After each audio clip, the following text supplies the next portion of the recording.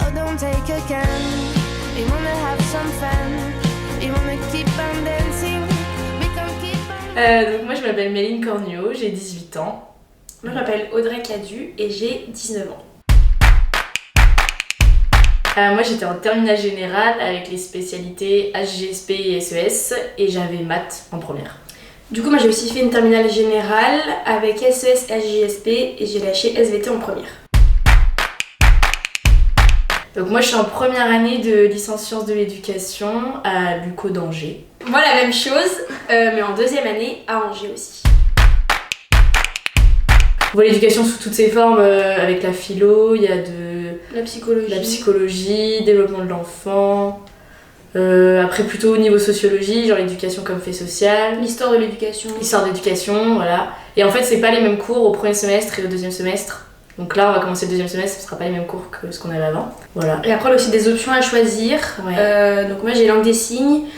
Moi j'ai anglais approfondi. Voilà. Du coup genre c'est vraiment vaste comme licence, on voit vraiment tout. De l'enfant de 0 jusqu'à l'adolescence. Donc ça permet vraiment de voir l'intégralité de l'éducation sous toutes ses formes. Donc c'est vraiment intéressant. Et en plus de ça, on a des stages. Donc on a un mois de stage par an, mais après qu'à l'UCO en ça, général. C'est spécifique des facs privées, je pense. Voilà, dans le public, on sait pas comment ça se passe. Et après, on a aussi, donc au niveau de la notation, c'est plutôt des contrôles en continu, avec beaucoup de dossiers à rendre, sous travaux de groupe ou personnels. Donc la majorité des dossiers, ça s'effectue en novembre et vers le mois de mai. Parce qu'on finit les cours fin mai, genre vers le 24 mai cette année. Et après, oui, il y a c'est contrôle continu, mais là par exemple, décembre, début janvier, on a quand même plus de contrôles rapprochés.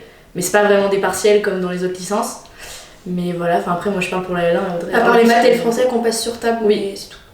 Oui, c'est ça. Et les matières qu'on a en CM aussi. On les passe sur table. Oui, les grosses matières. C'est les grosses matières qu'on a sur table, sinon c'est tout des contrôles dans l'année quoi. Des oraux ou des dossiers. Voilà, c'est ça. On n'a pas beaucoup de cours par semaine, enfin c'est pas très chargé comme licence. On a 15 heures en moyenne de cours en présentiel. En présentiel, oui. Après il y a du travail personnel. Voilà. Comme toutes les licences je pense.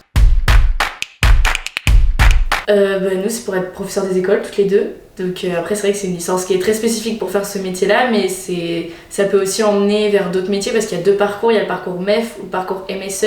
Donc MEF c'est métier pour être professeur des écoles, voilà. CPE. Alors que MSE voilà, c'est plus pour être métier socio-éducatif, donc CPE, assistant de vie scolaire, responsable de vie scolaire. Après on peut aussi être éducateur spécialisé ou orthophoniste et passer par des passerelles pour rentrer dans les autres écoles. Ouais. Et donc après notre licence, on fera un master MEF, donc premier degré, parce qu'il y a le premier et second degré. Donc premier degré, c'est relatif à l'école élémentaire.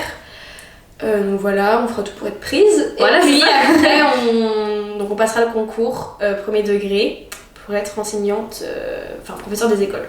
C'est ça. Et après, c'est aussi une licence qui peut emmener vers la formation pour les adultes aussi. Oui. C'est après, en fait, tout s'oriente après vers...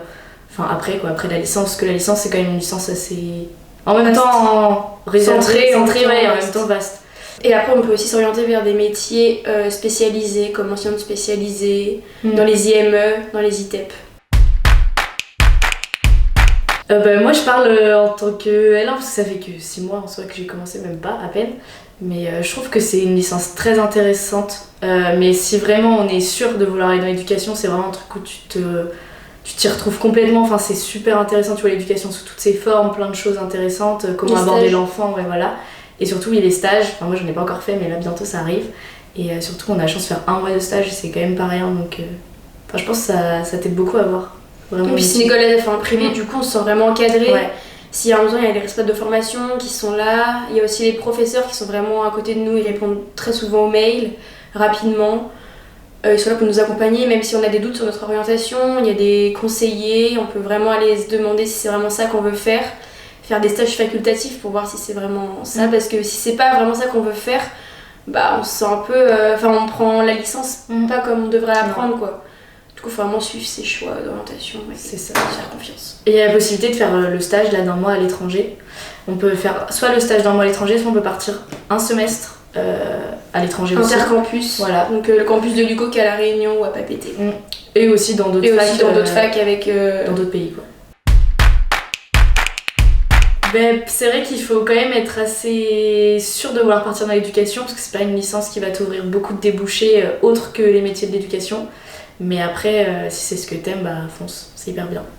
Ouais, franchement, je rejoins Méline, c'est hyper intéressant les licences, si on sait ce qu'on veut faire. Après, je sais que des fois, on n'a pas l'opportunité de faire des stages quand on est au lycée, mais au pire, bah, on commence la licence et si ça nous plaît pas, bah, on se réoriente, il y a plein de passerelles possibles, donc voilà, c'est pas dérangeant. C'est ça.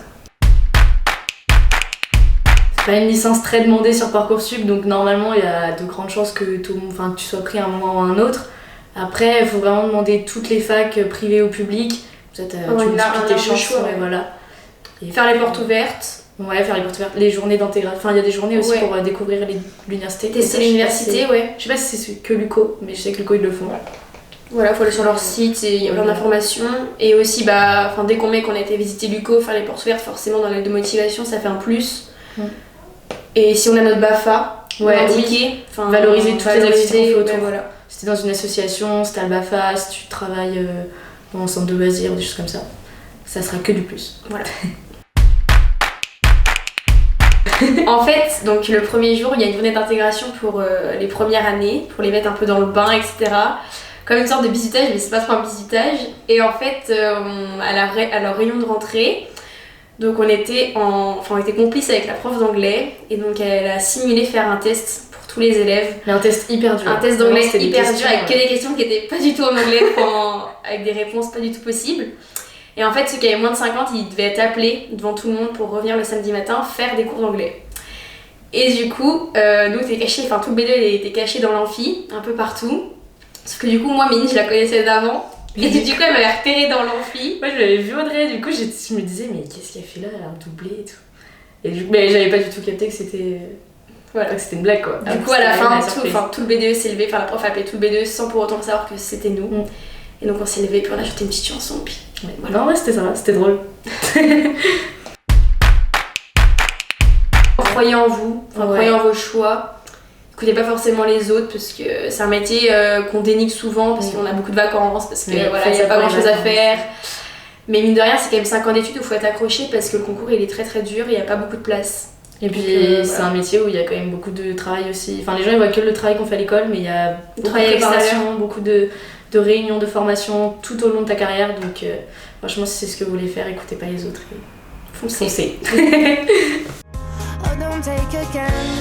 We wanna have some fun.